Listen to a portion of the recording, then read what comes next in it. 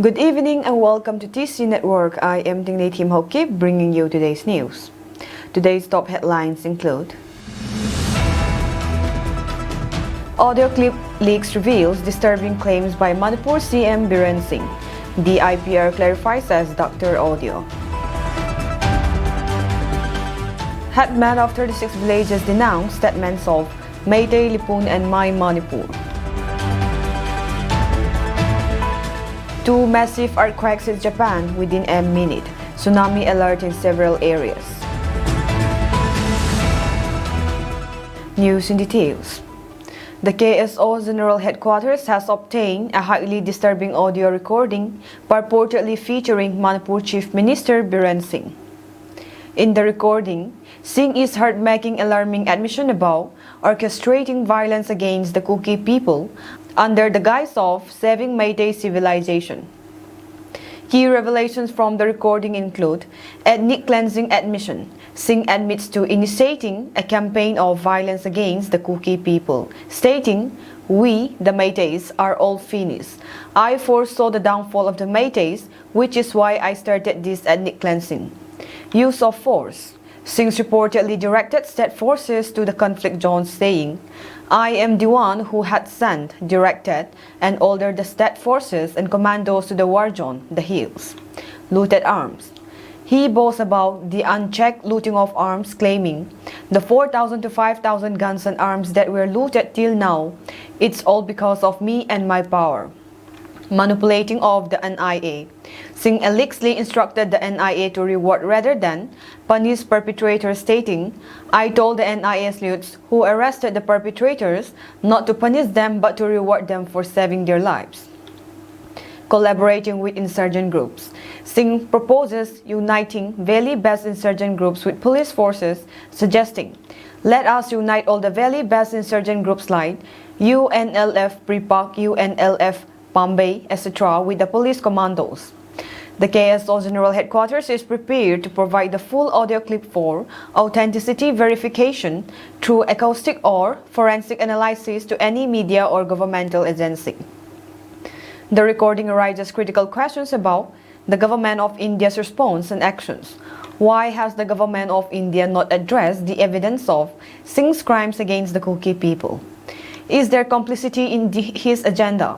What measures will be the Government of India take to ensure justice for the Kuki people and hold Singh accountable? Why has the atrocities committed by state forces under Singh's orders not been thoroughly investigated? What steps will the Government of India take to prevent future incidents and protect citizens' rights? Will there be an investigation into Singh's proposal to merge insurgent groups with state forces? And if not, does this imply support for his actions? The KSO General Headquarters demands immediate action from the Government of India. The inaction in response to such grave allegations is deeply concerning and undermines the commitment to human rights and justice. Additionally, the KSO General Headquarters warns against the misuse or defamation of the NIA and insists on legal actions against Biren Singh to uphold justice and accountability. Meanwhile, the government of Manipur has issued a statement regarding the circulation of audio recording falsely attributed to Chief Minister Biren Singh.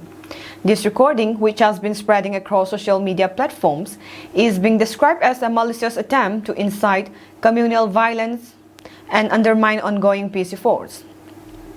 A government analysis has revealed a coordinated campaign with numerous ex-formerly Twitter accounts disseminating the Dr. Audio under similar captions. The authorities have provided a screenshot demonstrating this orchestrated effort. Earlier, the Chief Minister of Manipur, in one of his speeches regarding his resignation from his post, said, "During a war, the commander cannot leave his post." This clearly implies that he is the one who started the violence in Manipur.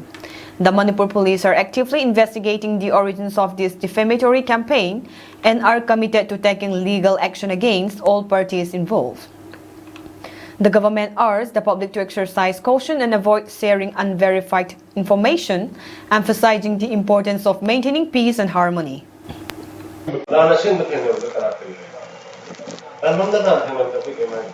ꯑꯩꯅꯤ ꯂꯥꯟꯐꯝꯗ ꯂꯥꯟ ꯊꯦꯡꯅꯕ commando ꯊꯥꯖꯤꯜꯂꯒ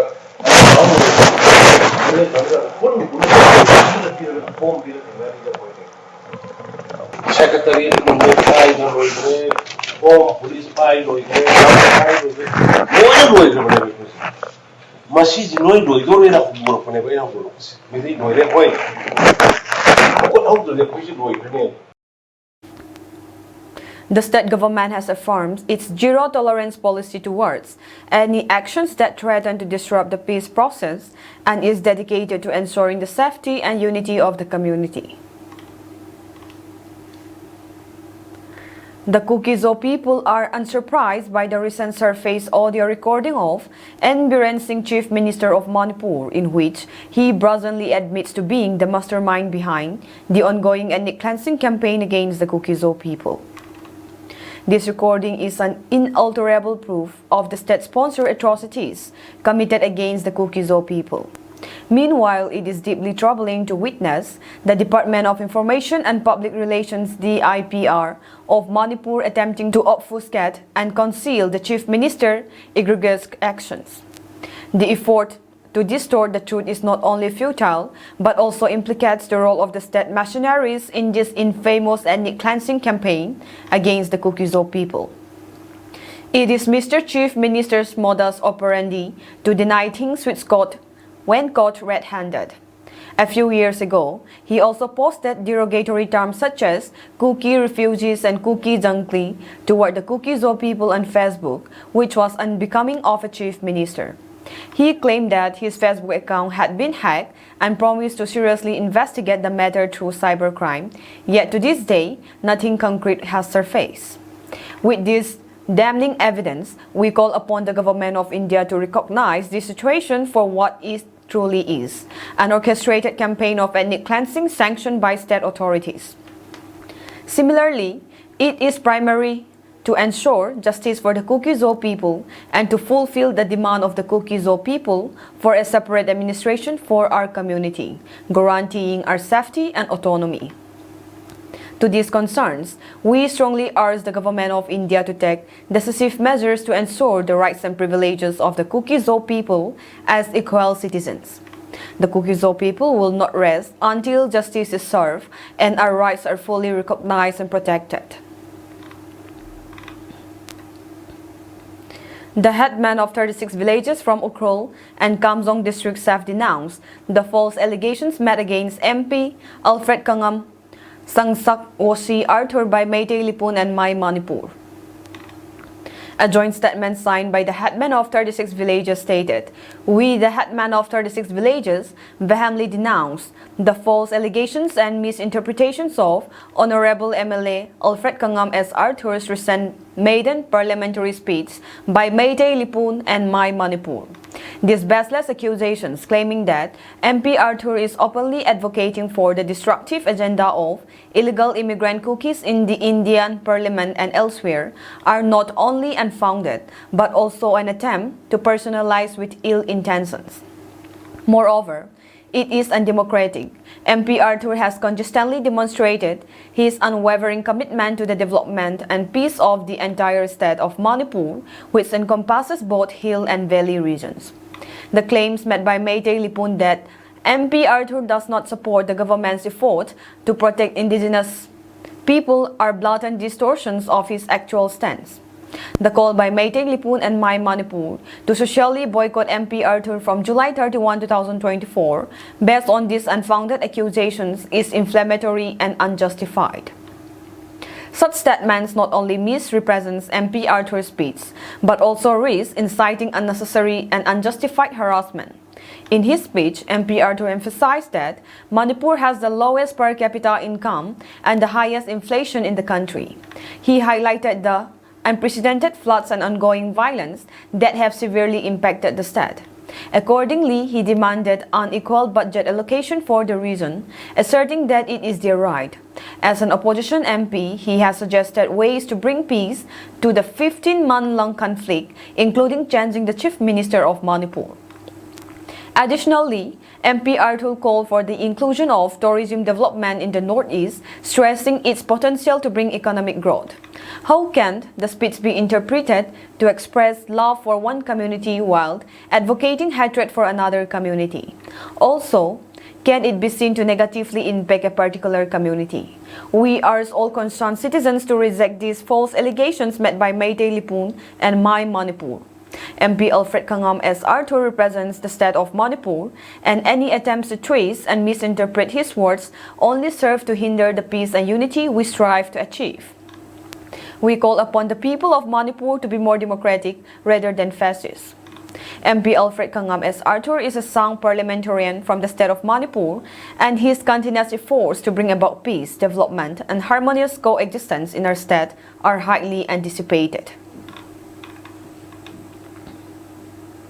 In a fervent display of unity and resistance, Kuki Women's Union, under the aegis of Bungpi Bloc Kuki Inpi, KSO and KWU organized a mass rally to protest the government's decision to deploy Manipur police at Saibol amidst the ongoing ethnic conflict. The protest, marked by a significant turnout, underscored the community's deep-seated concerns and objections to the ploy played by the Biren-led state government. The Kuki women articulated that the deployment of the Manipur police, especially in the context of the ethnic conflict, would exacerbate tensions and insecurity within their community. Chanting slogans and holding placards like "Our land, our rights, we don't want Manipur police, if they come, we will fight back," the women marched through from Simol village till Tui Chin and Paimol villages, drawing attention to their concerns about the potential militarization of their area and the implications for their safety and daily lives. Saibol is in Kuki-Zo territory, and we will not allow the Manipur government to set up an outpost for the police force who has lost its credibility by joining hands with the majority Meiteis in carrying out the genocide against us. If the government attempt to forcefully deploy state forces in our area, we will fight back with all our might, said the spokesperson KWU. Speakers at the rally highlighted the historical grievances and mistrust between the Kuki community and the state authorities. Our land! Our rights! We don't want Manipur police! If they come, we will fight it! Today, as you can see, thousands of women have gathered here at Tuichin village to show their dissent against the Manipur government's instruction or direction or order to demolish an outpost that is set up for the village volunteers at Saibol so that they can deploy Manipur police. We strongly condemn this decision, and we will fight till the end. We will fight tooth and nail to stop this. We will fight till the end to stop the Manipur police to enter our area. Moreover, Saibol post is set up only for the purpose of defending our land, defending our citizens. In no way Manipur government has the right to forcefully deploy Manipur police here. If you look at the back, if you look back, there has been multiple attacks from the Meitei. They argued that the police deployment was not a solution, but a provocation that could lead to further unrest and violence. The rally called for the government to withdraw its decision. The World Kuki-Zo Intellectual Council WKZIC writes to the people of Bangladesh Republic and Army General Wakar Uzzaman, condoling the martyrs who sacrificed their lives in order to bring positive changes in the country. In its letter, the WKZIC states that, having deep emotional attachments to Bangla and its people, because of our blood-related Kuki-Chin people of Bangladesh who settled in the region since time immemorial, Chittagong, CXT Kuki 1770 AD, with deeply empathy, sorrow and pain, shared the agony, pains and sufferings of the people of Bangladesh under misgovernance dictatorship, where so many innocent civilians, student youths lost their lives in general, and particularly the indigenous tribal Kuki-Chin minorities, enduring different sorts of hardships for the last almost a century in the country, after the imperialist British regime left the country, and at present under the overthrown government. The WKJIC hereby profoundly stand in solidarity with the wishes of the people of Bangladesh and strongly condemn the killings of innocent student youths of this nation and mourn the deaths of hundreds of martyrs for the reformation of the nation. While bidding adieu to PM Sheikh Hasina, the WKJIC shares deepest regards and last respect to the martyrs. Also would like to thank and congratulate Army General Waqar Uzzaman and Bangladesh Sea Army for taking up the responsibility of the nation in the interest of the people and country in these tumultuous and moments of grief, sorrow and pain to reinstate the administration of the country as per the wishes of the people of the country to fulfill to the people, for the people and by the people. Lastly, the WKJIC expressed its hope that this new administration shall definitely bring new hopes for all Bangladeshi nationals irrespective of caste, creed or religion. The World Kuki-Zo Intellectual Council also highlighted the vulnerabilities of the Kuki Chin people of Bangladesh, one of its oldest indigenous tribes in CHT, to handle them with care and affection constitutionally to safeguard their lives, women, children, elderly and invalid denizens who were subjugated in all fields and treated with contempt, hatred and prejudice, added the letter. The swine deaths in Mizoram caused by African swine fever reached 9,090 on Wednesday, with 128 pigs reported dead and 215 culled today, August 7. The total number of pig skulls in January 2024 is recorded at 16,841 across the state. According to the officials from the Animal Husbandry and Veterinary Department, 201 villages or localities across the state have been infected by the swine flu. Department officials say the resurgence of the ASF outbreak has been continuing since 2021. They added that the flu is prevalent in warm monsoon weather. The Animal Husbandry and Veterinary Department stated that 33,417 pigs died due to ASF in 2021, 12,795 in 2022, and 1,039 in 2023. The Makhan Village Authority has strongly condemned the Manipur government's recent decision to forcibly acquire 130 acres of tribal land for an army settlement, sparking widespread outrage and calls for resistance from the local community. The decision met during a Manipur cabinet meeting chaired by Chief Minister N. Biren Singh on January 15, 2024 in Chandil district has been met with fierce opposition from the residents of Makhan Liangmay Naga village. The land in question, located contiguous to the Laymakhong military station, is vital farmland that the villagers have relied upon for agriculture and other elite activities for generations. As per the Ukhrul Times, the move, Makhan VA says, involves the transfer of 130 acres of this tribal land to the army in exchange for 74.24 acres of defense land at the Koirengay All Airfield, which has been transferred to the state government.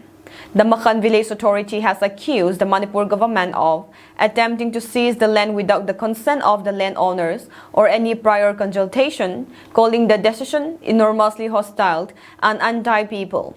This land is our livelihood, the village authority stated in a press release. We practice agriculture, animal husbandry, pisciculture, and other activities here. The government's decision to take our land without our knowledge or agreement is both inappropriate and mind-boggling. The villagers is also pointed to a history of land being forcibly taken from them without compensation. In the past, 87 acres were ceded to the Laymakhong Army, and another 301 acres were acquired for the Indira Gandhi National Tribal University IGNTU regional campus, none of which has been monetarily compensated by the government. The government's continuous neglect of our plight is despairing and powerful, the press release stated. We vehemently oppose this malicious decision by the Manipur cabinet and will resist it until the last man standing. This farmland is our salt, our bread, and our water. The Makhan Village Authority has called for the immediate repeal and rectification of the decision, stating that they will not accept any compensation for the land as it represents their only means of survival. The community has vowed to continue their protests, defending their ancestral land with unwavering determination.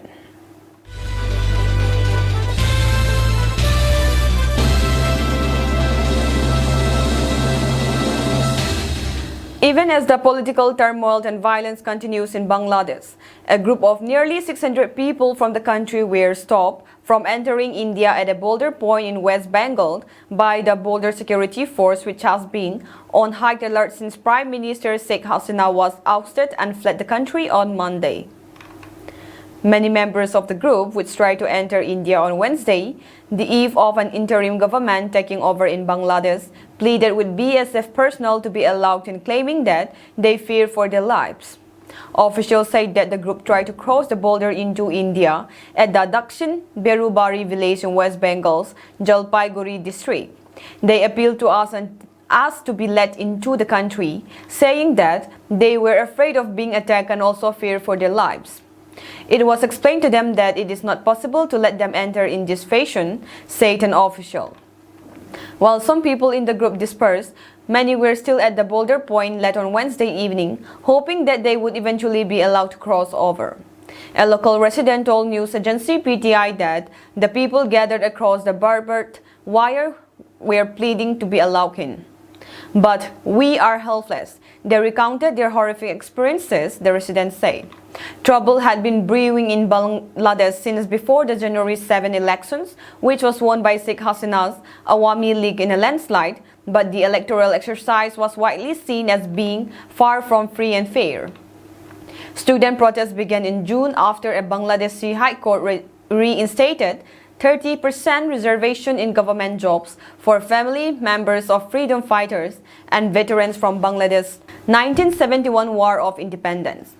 The quota was later scaled back by the country's Supreme Court, but Hasina's handling of the situation and labeling of the protesters infuriated students. Protests continue, with students demanding Hasina step down, and clashes between agitators and the police left over 100 dead and dozens injured across the country on Sunday. Monday saw lakhs of students flooding the streets and heading towards the Prime Minister's official residence, Gana Bhavan, forcing Hasina to resign and flee.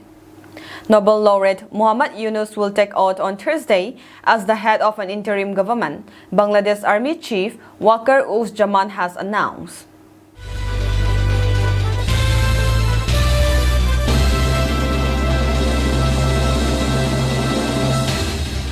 Donald Trump is nothing if not dodge in his determination to coin catchy nicknames for his rivals.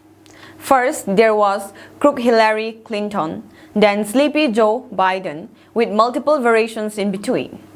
Now, it is the turn of Kamala Harris to be christened through Trump's unique brand of schoolyard creativity.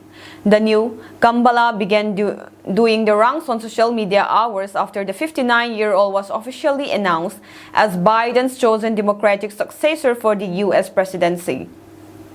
Fans and critics alike have seized on the Kamala moniker, with the latter decrying it as evidence of Trump's perceived racist leanings, while the former hailed it as a clever quip. One admirer of the Republican presidential nominee cited it is as evidence of his cryptic intelligence. Kamala is the name of a serpent, Sarpa, mentioned in the 35th chapter, verses 4 to 17 of the Adi Parva of the Mahabharata, the Twitter ex-user wrote. Trump is so cryptically intelligent. He pinpoints them down quickly. Remember his snake poem that he would read at rallies. She then quoted a poem apparently recited on occasion by Trump about a snake that fatally bit a woman who saved its life. Elsewhere, others have drawn a connection between the nickname and Harris' South Asian heritage. For example, Times Now notes that Kambala is the name of a traditional festival held in the Indian state of Karnataka, and so it could be seen as a sly dig at Harris' Indian roots. Suffice it to say, Trump's knowledge of ancient Indian customs and sacred Hindu texts is probably not as thorough as people are giving him credit for. In fact, Kambala appears to be a riff on Harris' name so that it includes the word blah. In this case, rather than a racist jibe, it is more like and not to the kind of fingers in your ears, blah blah blah, I'm not listening sentiment favored by 5-year-old kids. At any rate, it believes the puerile nature of Trump's self-defense tactics and highlights his preference for personal attacks over policy analysis when it comes to furthering his political cause. Two powerful earthquakes with a magnitude of 6.9 and 7.1 struck Japan, shaking the southwestern islands of Kyushu and Shikoku on Thursday. Authorities have issued a tsunami warning for several regions and are closely monitoring the situation, as reported by public broadcaster NHK. A tsunami advisory has been issued for Miyazaki, Kochi, Oita, Kagoshima, and Ehime prefectures. In Miyazaki Prefecture on Kyushu, 20-centimeter height waves had already been observed, reported news agency Reuters while citing NHK. Tsunamis of up to 1 meter were expected to arrive or have arrived in some coastal areas in Kyushu and Shikoku Islands, news agency AFP reported, citing NHK. Taking to X, the Japan Meteorological Agency stated, tsunamis will strike repeatedly. Please do not enter the sea or approach the coast until the warning is lifted. Soon after the quakes, NHK reported that the first wave had reached the coast of Miyazaki, but more were expected. The earthquake occurred less than 20 miles off the coast of Miyazaki, according to the United States Geological Survey.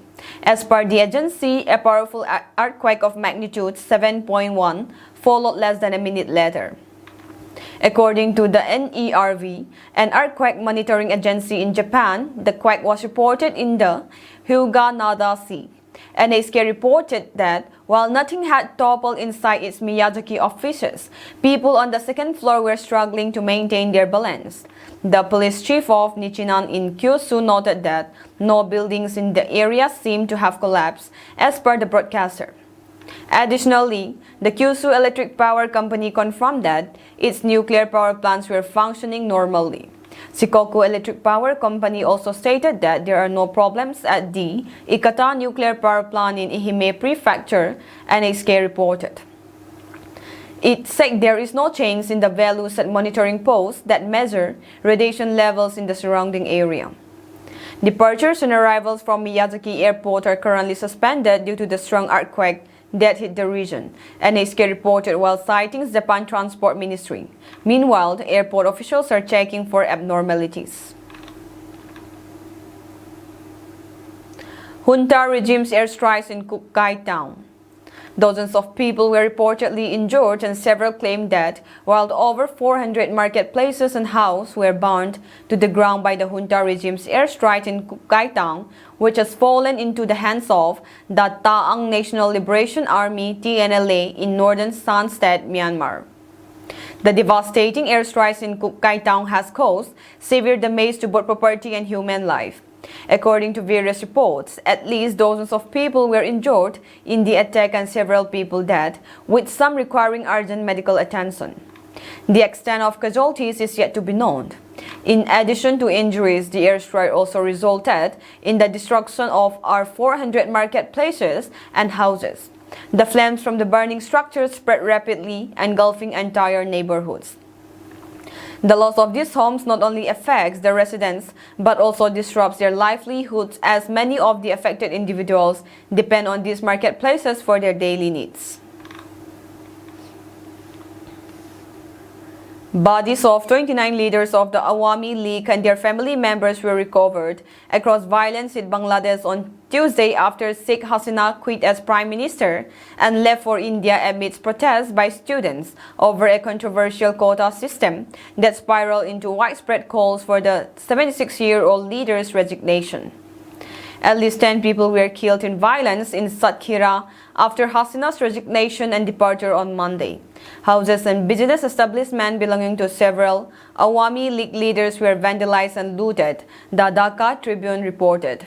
In Kumila, at least 11 people were killed in attacks by mobs. 6 people died as a 3-story house of former councillor Muhammad Shah Alam was set on fire by miscreants. 5 teenagers were among the 11 bodies that were recovered from the house on Monday night and Tuesday morning. On Monday, a mob attacked the house of Shah Alam and some people climbed to the 3rd floor of the house, according to the eyewitnesses. The mob set fire to the ground floor of the house. Later, the people who took shelter on the third floor of the house died after inhaling smoke and were burned to death. The attack also injured 10 people, of which one of them was undergoing treatment in the ICU. Meanwhile, 4 people died after a mob set on fire the house of an MP, Safiqul Islam Simul, on Tuesday. Their bodies were found in several rooms, balconies and roofs of the house. Locals found the bodies of 2 leaders of Jubo League, the youth wing of Awami League. Of them, the body of Juba League leader Musfikar Rahim was found under a bridge in Sonagaji, Upazila, according to the Dhaka Tribune. In Bogra, a mob hacked 2 Jubo League leaders to death. On Monday, locals found 6 bodies from the house of District Awami League Joint General Secretary Suman Khan that was set on fire by a mob in Lalmonirhat on Monday. The situation in Bangladesh remains tense as the toll surpassed 400 as widespread looting and vandalizing continue, despite Sheikh Hasina resigning as Prime Minister and fleeing to India on Monday. Mobs had set ablaze and vandalized hundreds of houses and businesses belonging to Hindus and temples since Sheikh Hasina's resignation.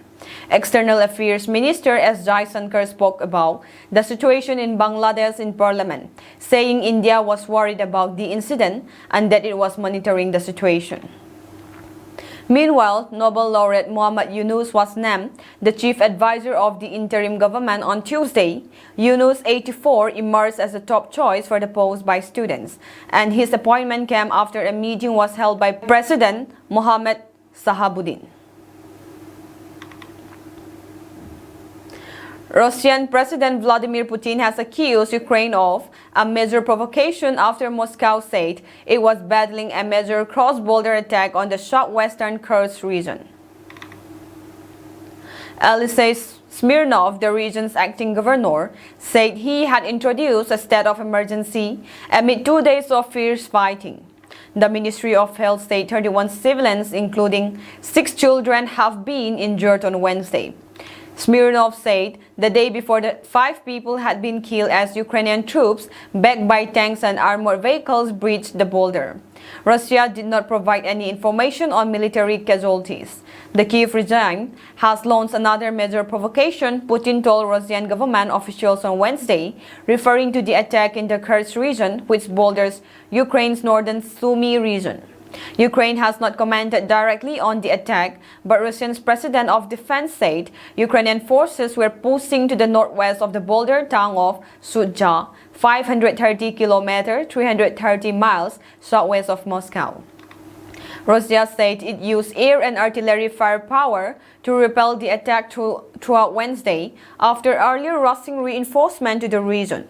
Witnesses interviewed on Russian television said they had fled border areas in cars under drone fire. A priest of Sudzha, Evgeny Sestopolov, said in a video shared by Russian media that the town of about 5,000 people was on fire and the residents unable to evacuate had taken shelter in his church. The extent of the damage and the depth of the Ukrainian advance remains unclear, however. Several reports from Ukrainian and Russian military bloggers suggested the fighters had gained several kilometers. The Institute for the Study of War, a Washington, D.C.-based think tank, said in its August 7 update that geolocated footage suggested Ukraine may have advanced as far as 10 kilometers inside Russia. It said the troops appear to be trying to advance along the Sudzha-Korenovo highway.